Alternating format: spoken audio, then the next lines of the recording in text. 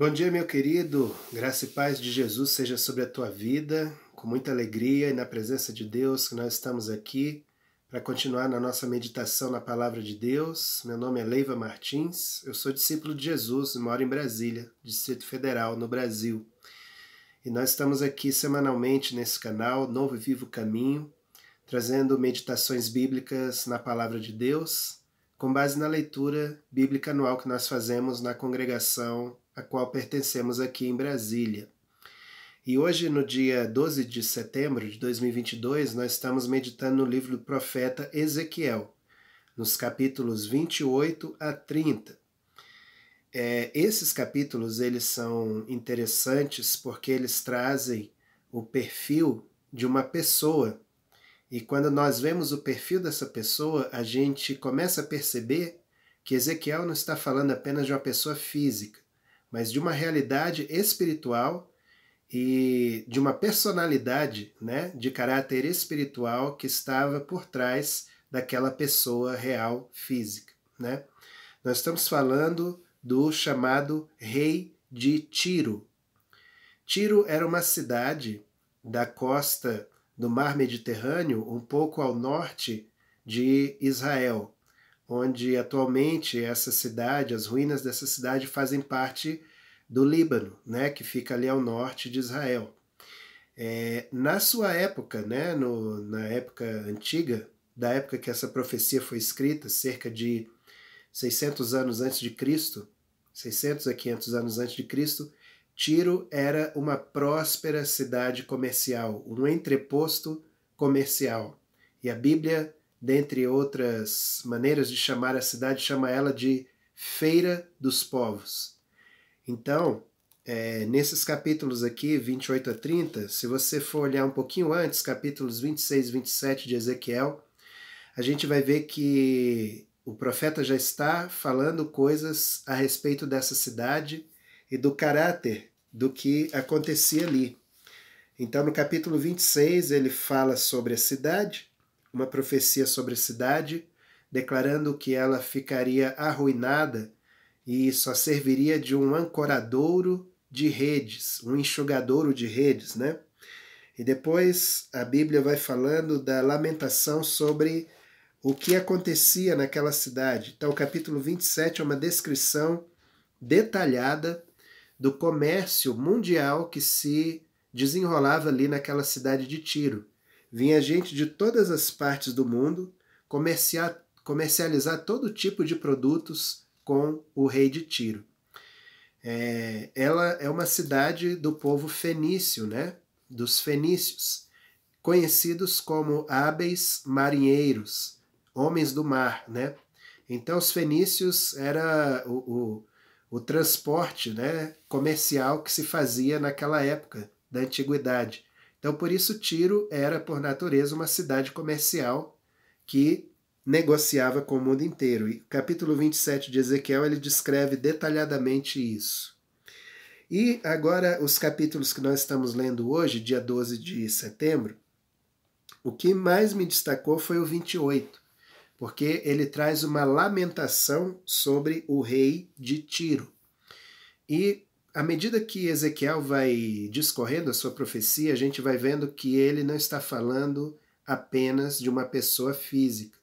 Ele está traçando um perfil espiritual muito sinistro por trás dessa pessoa física, né?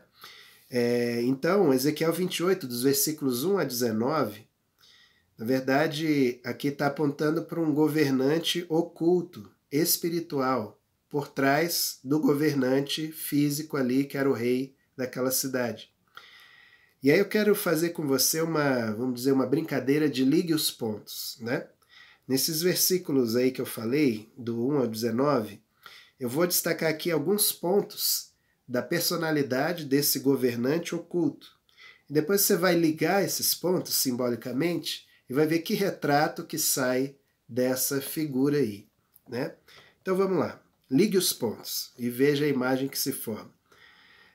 Ezequiel 28:2, a Bíblia diz que esse cidadão, diz assim a Bíblia sobre ele: visto que se eleva o teu coração e dizes, eu sou Deus, Sobre a cadeira de Deus me assento no coração dos mares. E não passas de homem, e não és Deus, ainda que estimas o teu coração como se fora o coração de Deus. Então imagine um cara, primeiro ponto e talvez o mais chocante de tudo, um coração orgulhoso a ponto de se achar Deus. E Deus, aqui no original, com D maiúsculo. Então não era qualquer coisa. O cara se achava de fato, né? Então, primeiro ponto, um coração extremamente orgulhoso, se colocando no lugar de Deus. O segundo ponto, versículos 3 e 4, a Bíblia diz assim: Sim, és mais sábio que Daniel, não há segredo algum que se possa esconder de ti. Pela tua sabedoria e pelo teu entendimento alcançaste o teu poder e adquiriste ouro e prata nos teus tesouros. Então, uma pessoa, uma personalidade que tinha sabedoria e entendimento quase sem limites. Daniel era um cara notável, e a Bíblia mesmo diz isso sobre ele, né? Outras pessoas falam disso, né? O Ezequiel mesmo, né? Numa profecia, Deus destaca Daniel como um homem notável, né? Então aqui está dizendo, tu és mais sábio que Daniel, e pela tua sabedoria, pela tua inteligência, você enriqueceu. Então, conhecimento e habilidade quase sem limites. E uma sabedoria ardilosa, estrategista, sagaz. Segundo ponto. Terceiro ponto, ele é um hábil negociador. Nos versículos 4 e 5, ainda nesse mesmo trecho que nós lemos, diz que pelo poder dele, ele conseguiu adquirir esse lucro material.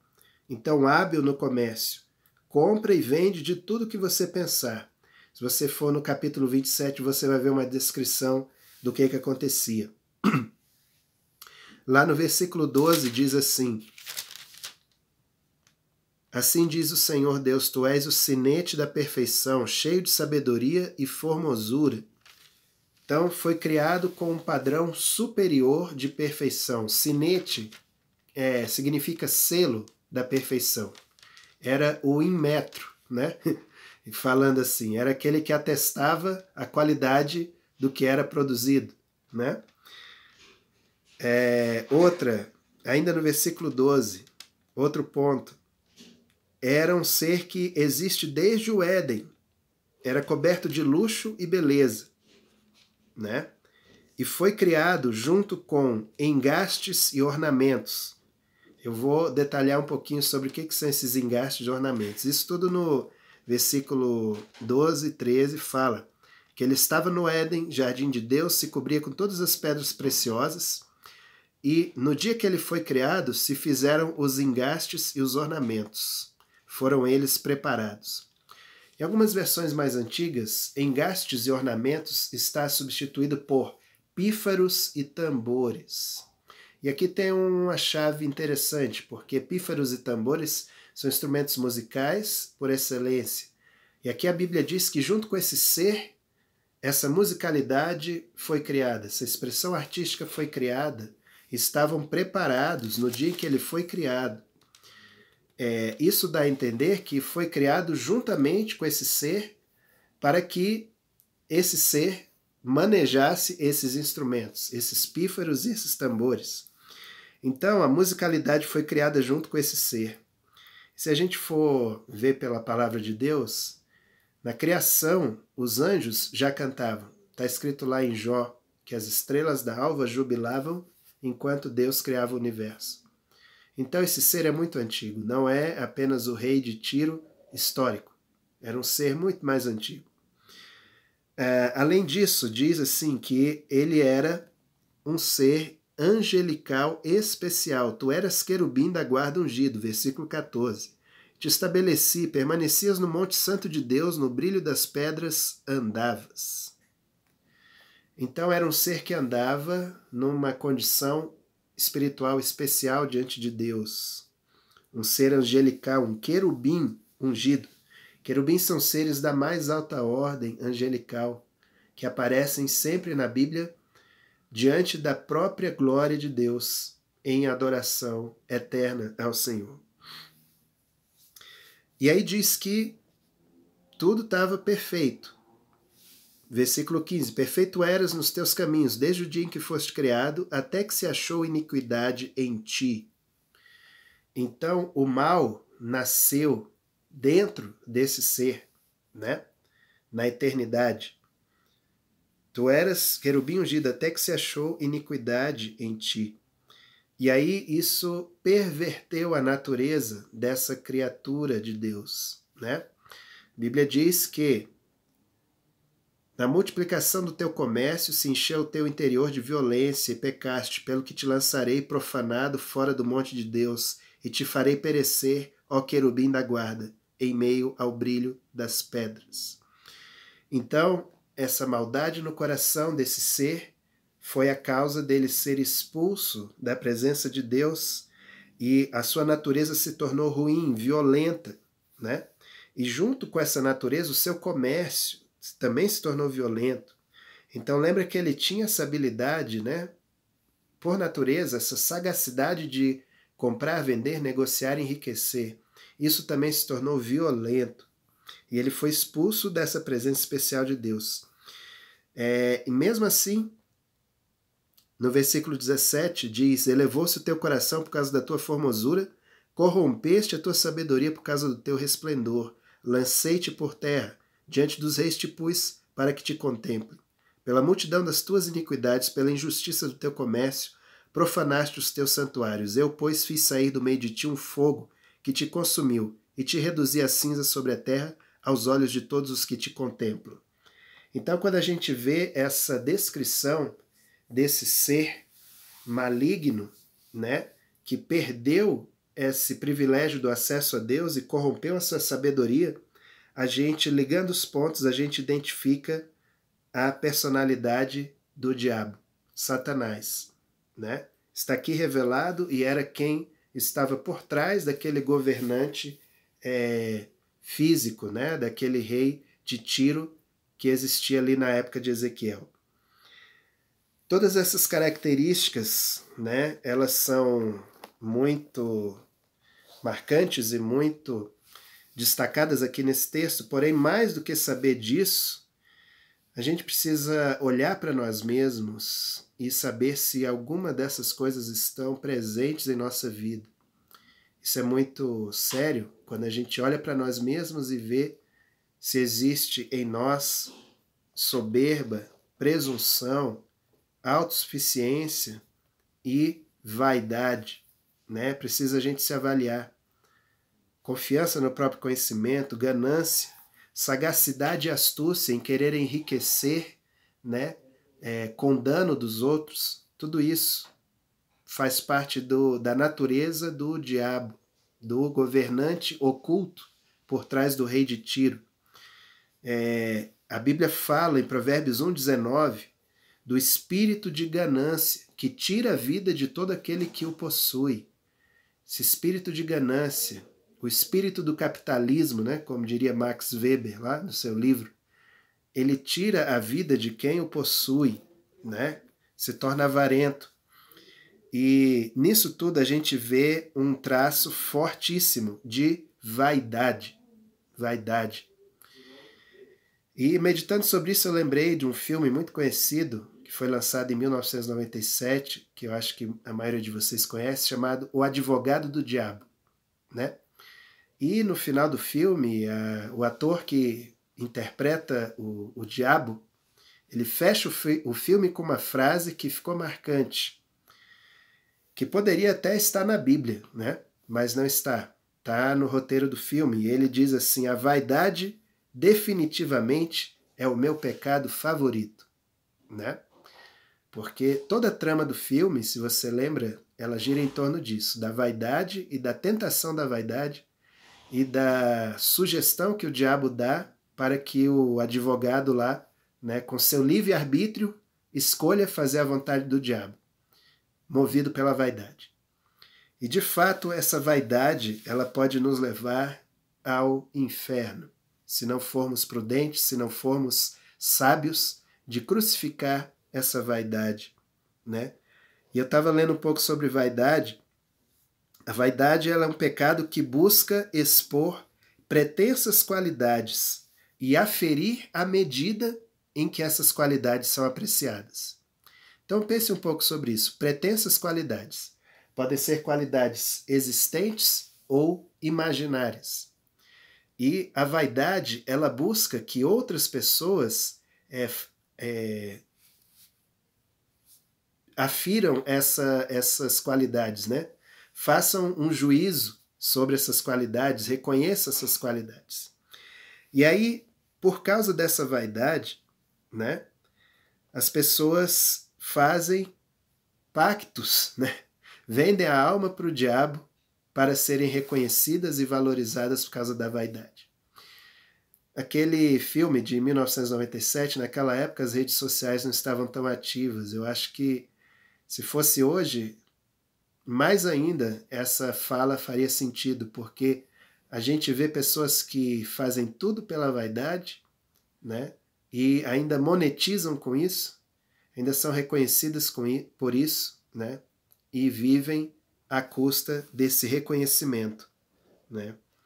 Então, esse comércio violento se multiplicou e encheu o coração daquele ser degenerado.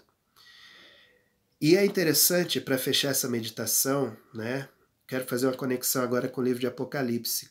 No capítulo 18, eu não lembro exatamente os versículos, mas ali Jesus, revelando o final dos tempos para João, ele condena a Babilônia, a mãe de todas as abominações, a mãe das meretrizes, das prostituições da terra. E nesse capítulo 18 é interessante porque Jesus condena justamente o comércio que era feito em Babilônia. E fala de um monte de coisas que eram vendidas, tecidos finos, comidas finas, coisas caras, coisas de luxo, coisas de ostentação, e até corpos e almas humanas eram vendidos por Babilônia. E Jesus condena aquela cidade dizendo: sai do meio dela, povo meu, para que vocês não pereçam junto com ela. E aí Jesus executa o seu juízo contra aquela violência comercial que era praticada ali. Se a gente for parar para pensar numa dimensão maior, o estilo de vida que o mundo vive hoje, predominantemente, é violento, é excludente, é Babilônia instalada, é Tiro instalada, o rei de Tiro governando. Nós estamos consumindo além do que deveríamos o nosso mundo. Nós estamos degradando, nós estamos pisando, nós estamos excluindo. As 50 pessoas mais ricas do mundo têm a mesma riqueza da metade da população mais pobre. Então, todos esses sistemas babilônicos, sistemas regidos pelo rei de Tiro, né?